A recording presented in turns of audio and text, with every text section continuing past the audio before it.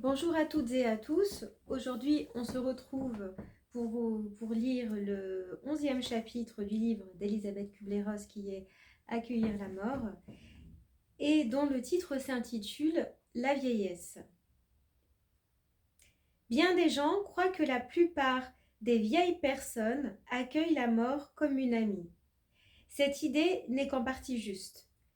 Vieillir ne signifie pas qu'on soit content de mourir. De nombreux patients âgés peuvent voir arriver la mort autrement que dans l'acceptation. Lorsque leur vie n'a plus de sens, ils l'envisagent plutôt avec résignation. Nos maisons de retraite sont le triste reflet de notre absence de considération envers nos anciens. Certes, nous leur fournissons le gîte et le couvert, parfois même la télévision en couleur, des piscines, des terrains de golf et des pistes de danse, mais nous les privons de la possibilité d'être encore utiles et de mettre à profit des compétences irremplaçables.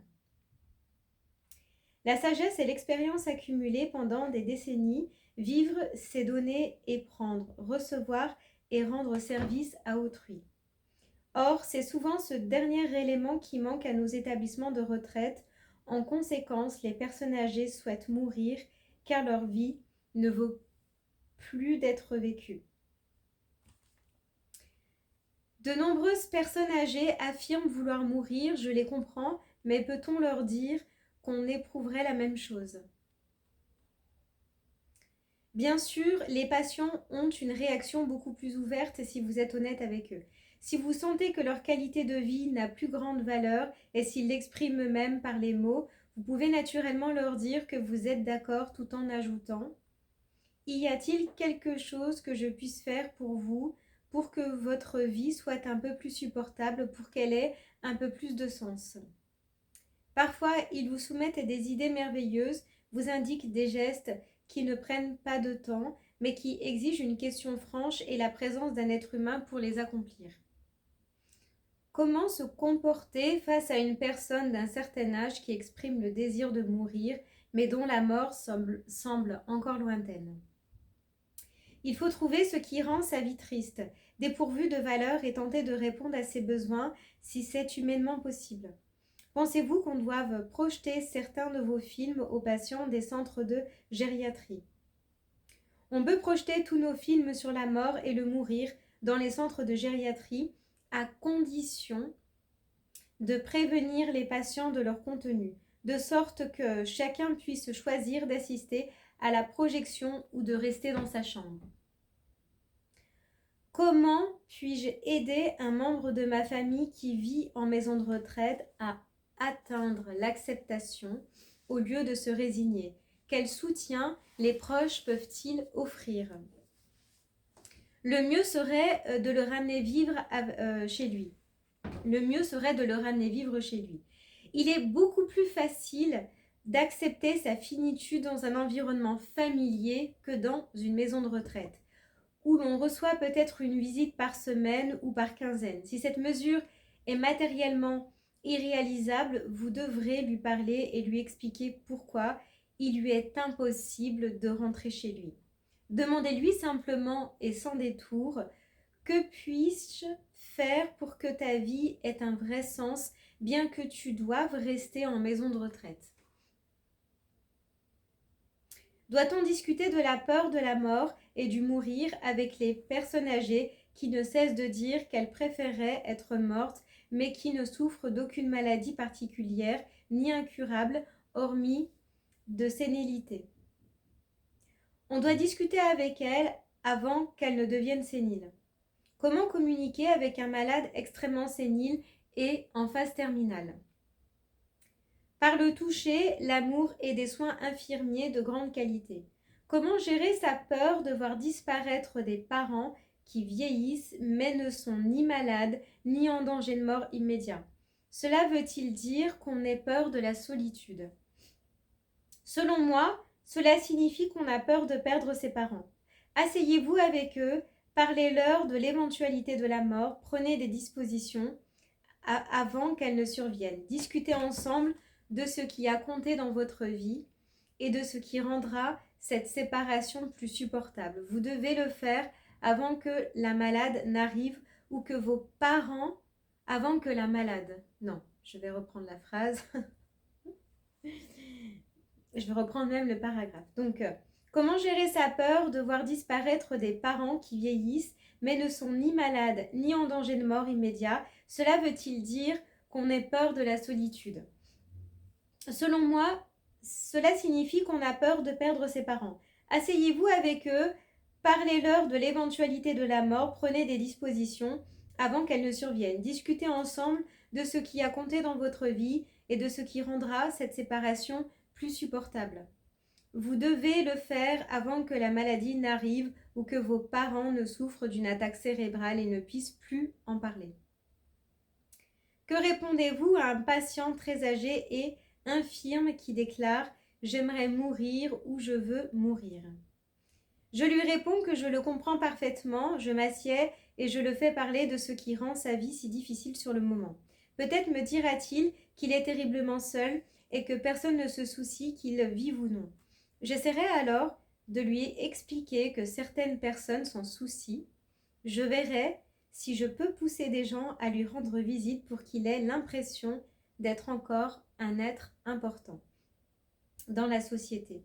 Si son problème porte sur l'inconfort physique et la douleur, je veillerai à ce qu'on y remédie. S'il s'inquiète de questions financières, je demanderai l'aide de l'assistante sociale.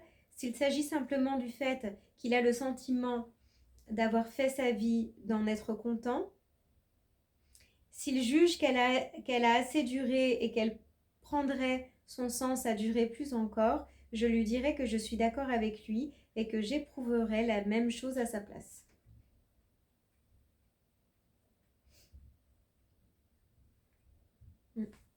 Je travaille depuis peu avec des personnes âgées et j'ai l'impression qu'elles traversent des phases alors même qu'elles ne souffrent d'aucune maladie précise. Cette observation est-elle correcte? Tout à fait correcte, surtout si ces personnes âgées vivent en maison de retraite. Elles passent par les phases que chacun doit traverser, non seulement face à la mort, mais encore face à toute perte. Une vieille personne qui a longtemps vécu chez elle et qui se retrouve en maison de retraite doit effectuer les mêmes ajustements car elle a perdu sa maison, sa famille ou tout simplement une vie en bon état de fonctionnement. J'ai une patiente mourante âgée de 85 ans. Sa fille, qui est toujours là, nous empêche de parler à la malade de sa mort. Elle nous dit combien elle a besoin de sa mère, qu'elle travaille. Attends la vieille dame, pensez-vous que je doive voir la patiente seule? Oui, pas nécessairement pour lui parler de sa mort, mais parce que, avec vous, elle pourra sans doute dire qu'il lui est très difficile de lâcher prise, que sa fille en est incapable et qu'elle-même se sent coupable de ne plus pouvoir répondre aux besoins de cette fille. Vous devez tendre l'oreille pour saisir ce dont cette dame de 85 ans veut parler et non ce dont vous avez envie de parler. Quelqu'un doit aider la fille à affronter la situation. Pensez-vous que les personnes âgées qui se retrouvent en maison de retraite à la suite d'une hospitalisation veuillent parler de la mort? Je me suis souvent aperçue qu'elles parlent de la mort d'une vie ménagère active.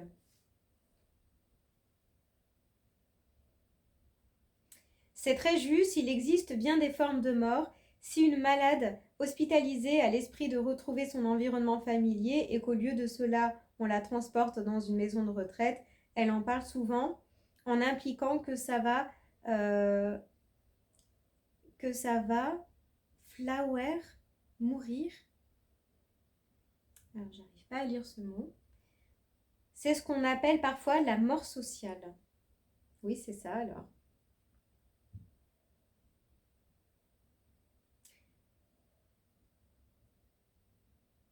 C'est très juste, il existe bien des formes de mort si une malade hospitalisée a l'espoir de retrouver son environnement familier et qu'au lieu de cela, on la transporte dans une maison de retraite. Elle en parle souvent en impliquant que ça va flower, mourir. C'est ce qu'on appelle parfois la mort sociale. Bon. Ma question porte sur les soins donnés dans les services de gériatrie. Une patiente entend, elle est vieille et elle doit envisager plusieurs années de lente dégradation. Elle ouvre la bouche pour qu'on la nourrisse et on lui fait sa toilette complète 2 fois par semaine. Comment atténuer sa peur et son inquiétude avant qu'elle accepte sa mort? Je ne crois pas pouvoir répondre à cette question car je ne sais pas comment elle exprime ses peurs et ses inquiétudes. Peut-être est-elle très heureuse, bien soignée et peut-être faites-vous tout votre possible. Si les expressions sur son visage traduisent une peur ou une inquiétude, asseyez-vous à côté d'elle, tenez-lui la main et parlez-lui de ce qu'elle pourrait redouter. Faites-lui savoir qu'elle peut vous serrer la main en signe d'acquiescement. Faire une autre chose en signe de dénégation, de dénégation, pardon. Donc faire autre chose en signe de dénégation et elle sera à même d'avoir avec vous un dialogue sensé malgré sa dégradation et son apparente incapacité à parler. Pourriez-vous expliquer comment se gère la mort d'une personne âgée et en état de confusion? Il est très difficile d'avoir un dialogue sensé avec les personnes âgées et en état de confusion. À mon avis, le mieux à faire pour ces patients est de bien les soigner sur le plan physique, émotionnel et spirituel. Par ailleurs, n'hésitez pas à les réorienter chaque fois qu'ils ne vous reconnaissent pas. Lorsqu'ils sont en état de confusion, il est trop tard pour leur parler de la mort ou de leurs affaires non réglées. J'ai vu des patients âgés jugés incapables de qualifier de suicidaires parce qu'ils refusaient une opération en expliquant qu'ils étaient vieux et prêts à mourir. Pouvez-vous définir ce que vous pensez être le droit des malades dans ce genre de situation et ce sur quoi se fonde l'avis du psychiatre?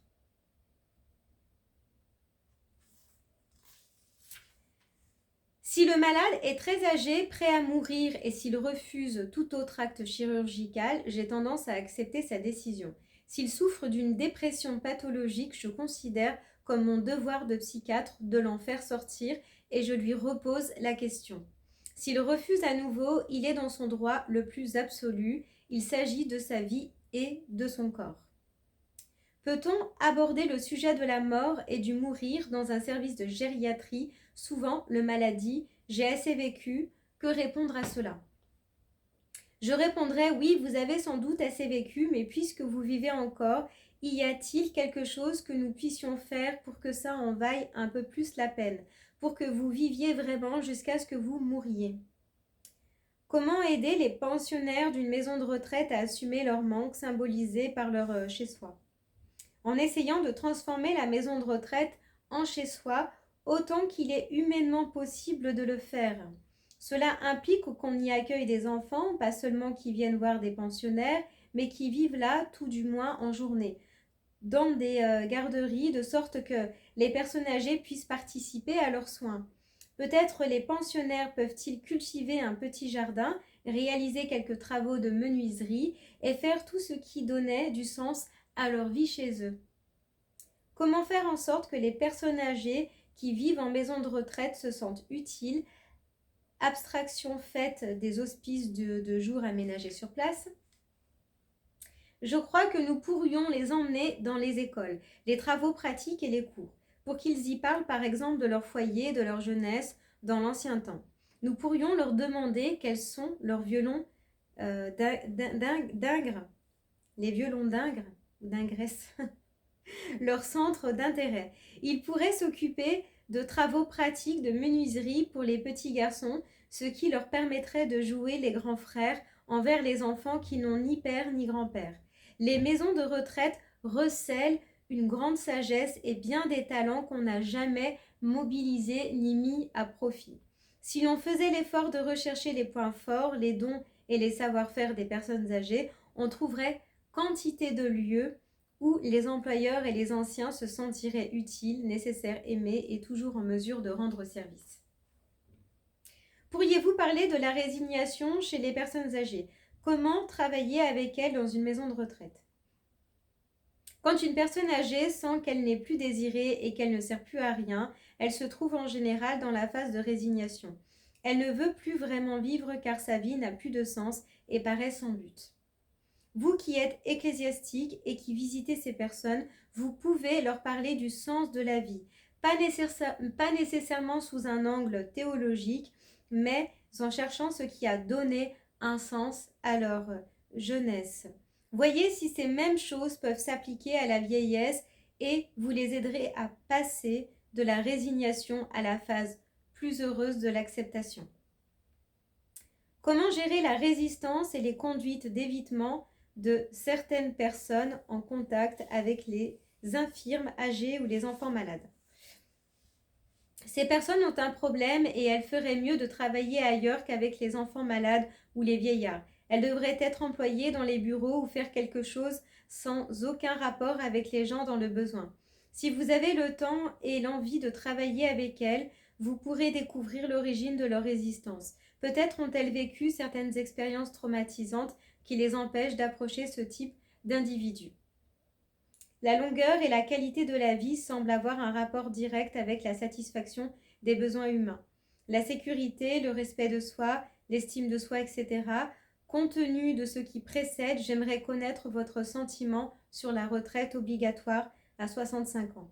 Cette mesure n'est-elle pas à mettre en relation avec la dégradation de la santé physique et mentale?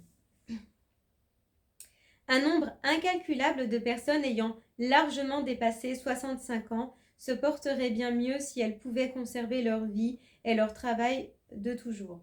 Je ne suis pas en faveur de la retraite obligatoire en général. Si je l'envisage purement sous l'angle des besoins des patients, comme beaucoup de jeunes gens doivent faire vivre leur famille et ont du mal à trouver un emploi, nous aurions de gros problèmes si elle n'était pas obligatoire. Je suppose qu'avec le temps, l'âge où l'on doit cesser toute activité s'abaissera au lieu de s'élever. Selon moi, nous devons apprendre aux jeunes de 30 à 50 ans à se préparer à une retraite riche de sens, de sorte que celle-ci ne soit plus mise en relation avec la dégradation de la santé physique et mentale. Si nous préparons notre vie de façon à nous doter de suffisamment de centres d'intérêt, de passe-temps et de ressources internes pour nous assumer émotionnellement, physiquement et financièrement.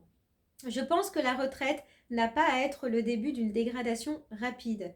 Tout être humain doit se doter de violons d'ingres et de centres d'intérêt sans rapport avec son travail ou ses sources de revenus, afin de continuer à s'épanouir en les pratiquant pendant sa retraite. À propos de qualité de vie, que pensez-vous des soins somptueux qu'on accorde aux vieillards séniles? Les infirmières sont si fières de maintenir ces gens en vie. Il y a de quoi, toutefois j'ai très rarement vu des maisons de retraite somptueuses. Même un être humain sénile a droit à la dignité et à des soins tendres et affectueux.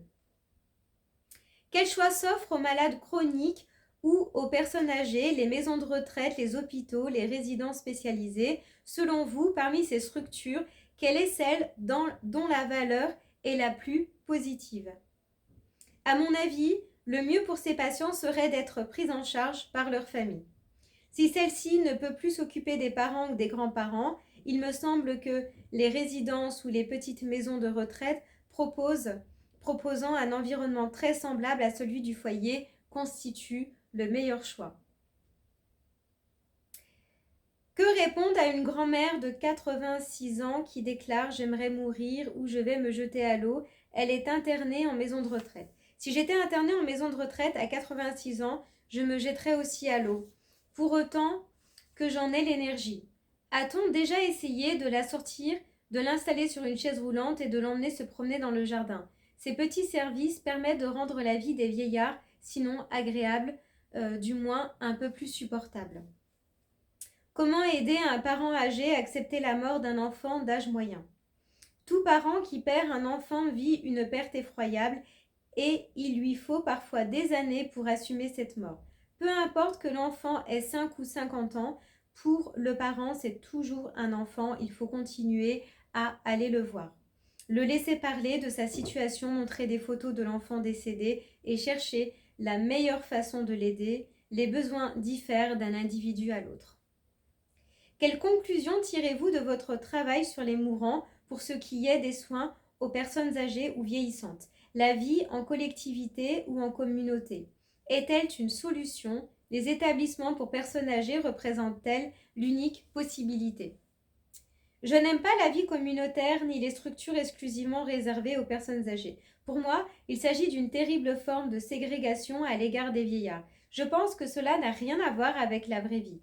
À mon sens, les gens âgés se portent beaucoup mieux s'ils sont entourés de plusieurs générations, et notamment d'enfants.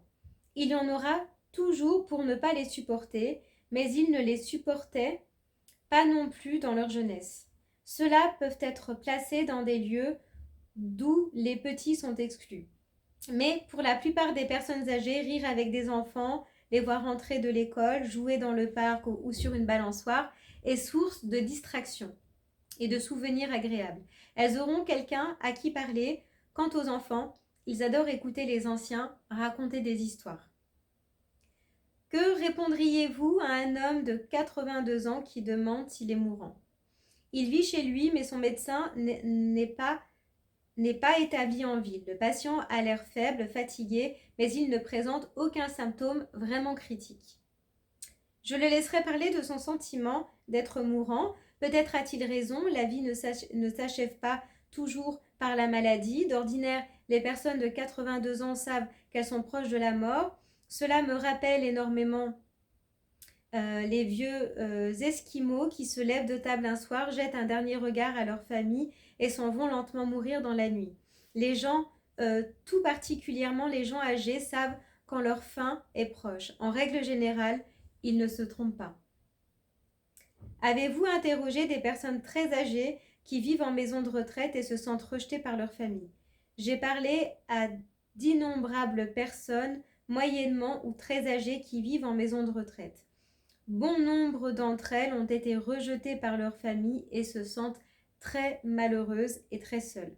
Ce sont elles que nous essayons d'aller voir afin de leur donner un peu l'impression de toujours compter pour quelqu'un. Comment comprendriez-vous ou interpréteriez-vous ces propos? Quand je serai trop vieux pour vivre, j'irai dans les bois et j'emporterai un fusil. Je ne crois pas qu'il y ait besoin de beaucoup interpréter cette phrase. Ce que dit cet homme, c'est qu'il ne veut pas trop vieillir pour ne pas devenir un fardeau, ni finir en maison de retraite, rejeté par sa famille et condamné à une existence vide de sens. Les personnes de ce type veulent être capables de tirer le rideau elles-mêmes. Voilà, je vous remercie de m'avoir écouté. C'est la fin de ce chapitre qui n'était pas très long sur la vieillesse.